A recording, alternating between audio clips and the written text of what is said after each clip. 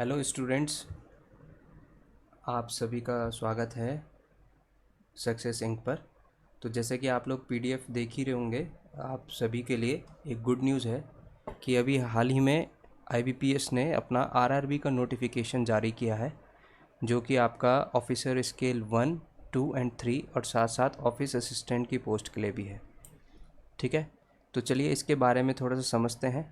तो याद रखिएगा, ये फ्रेश नोटिफिकेशन है और बहुत ही अच्छी अपॉर्चुनिटी है जो उन स्टूडेंट्स के लिए जो बैंकिंग की प्रिपरेशंस कर रहे हैं।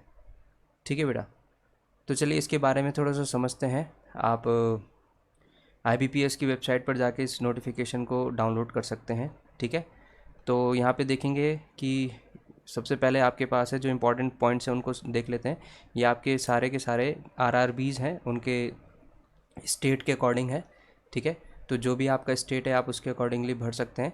बस इसमें आपको ध्यान रखना है सबसे पहले कि आपकी ये जो लोकल लैंग्वेज है इसको भी आपको फुलफ़िल करना चाहिए। ठीक है, जो लोकल लैंग्वेज है वो वहाँ पे आपकी डिज़ायर्ड लोकल लैंग्वेज की प्रोफिशिएंसी होनी चाहिए आपके अंदर। ठीक है, तो तभी आप उसी स्टेट के लिए भर सकते हैं। तो मेरी कोशिश तो मैं तो यही कहूँगा कि आप जिस स्टेट्स हैं लगभग आप उसी के आसपास के स्टेट्स के बारे में के लिए ही भरें। ठीक है, जैसे अगर आप उत्तराखंड से हैं तो आप ज़्यादा से ज़्यादा यूपी का भर सकते हैं और उत्तराखंड का भी भर सकते हैं। ठीक है, तो चलिए, तो आपको क्या समझना है, देखिए इंपॉर्टेंट क्या है, एलिजिबिलिटी क्राइटेरिया किस क्या एलिजिबिलिटी है। तो सिंपल सी एलिजिबिलिटी है जो सभी के लिए होती है ना। सिटीजनशिप में देखें तो candidate should be a citizen of India, इसमें कोई दिक्कत नहीं है, सभी नॉर्मल नोटिफिकेशंस में यही रहता है। एज का थोड़ा सा ध्यान रखेंगे।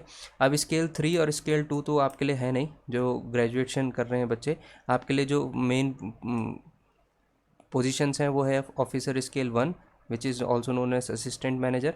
तो उसमें आपकी एज 18 से 30 एज की होनी चाहिए। ठीक है, और ऑफिसर स्केल 1 की ये थी, और दूसरी है आपकी ऑफिस असिस्टेंट जो कि क्लरिकल कैडर है। तो यहाँ पे 18 से 28 एज। ठीक है, 18 से 28 वर्ष की आपकी एज होगी। बाकी जो एज रिलैक्सेशंस हैं वो आपके एज़ पर द नोटिफिकेशंस जारी किए जाते हैं। ठीक है, चलिए नेक्स्ट पॉइंट है इसमें कि इसकी डेट्स क्या हैं। ठीक है, बाकी तो आप पढ़ लेंगे, पर जो मेन इंपॉर्टेंट है वो है डेट का। ठीक है, चलिए डेट से पहले हम एक बार इसकी नज़र डाल लेते हैं कि इसमें एजुकेशनल क्वालिफ़िकेशंस क्या है। तो सिंपल है बेटा कि आपके पास एक बैचलर डिग्री होनी चाहिए किसी भी डिसिप्लिन में, चाहे आपका बीकॉम हो, बीएससी हो, बीटेक हो, कुछ भी हो। ठीक है, ये क्लैरिकल के लिए भी सेम है और आपके पीओ के लिए भी सेम है एजुकेशनल क्वालिफ़िकेशन।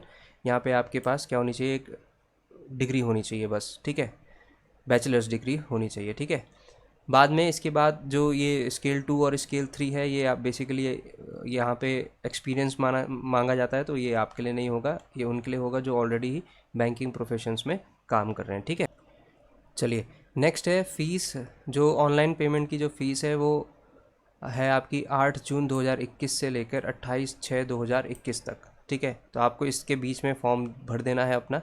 तो ऑफिसर स्केल 1 के लिए जो रिजर्व कैंडिडेट्स हैं उनके लिए जो फ़ीस है 175 है, और जनरल कैंडिडेट्स के लिए 850 है, और क्लैरिकल के लिए 175 for reserve candidates and 850 for all other candidates. ठीक है, चलिए नेक्स्ट पॉइंट पर चलते हैं।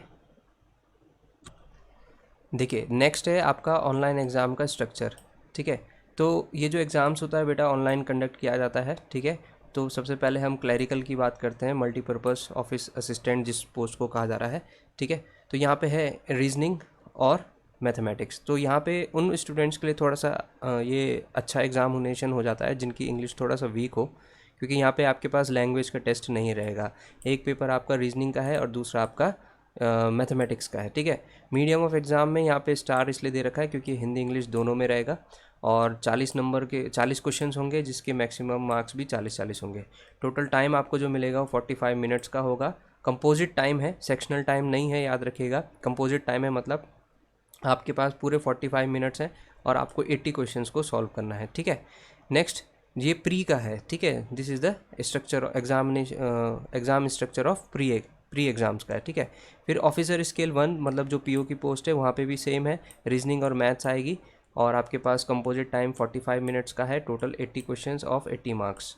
ठीक है, चलिए अब चलते हैं मेंस के बारे में समझने के लिए। ठीक है, चलिए तो जब मेंस के बारे में बात करें तो बेटा जैसे ही आपका यहाँ पे कट ऑफ क्लियर होगी तो उसके बाद आपको मेंस का पेपर देना पड़ेगा और होपफुली शायद 1 महीने के अंदर ही आपका मेंस का पेपर होता है।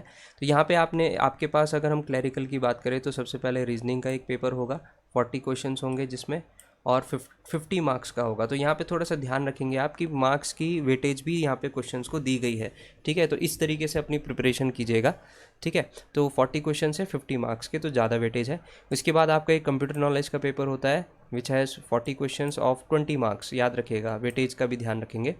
फिर आपके पास जनरल अवेयरनेस का पेपर आएगा, 40 क्वेश्चंस ऑफ 40 मार्क्स। तो यहाँ पे आपके पास जनरल अवेयरनेस में देखें तो आपका करंट अफेयर्स हो गया, बैंकिंग अवेयरनेस हो गया, और क्योंकि रीजनल रूरल बैंक है तो जितना भी हम नाबार्ड से संबंधित या जितनी भी रूरल एरिया से संबंधित हमारे इकोनॉमिक न्यूज़ होंगी वो ज़्यादा इंपॉर्टेंट हो जाती हैं, ठीक है।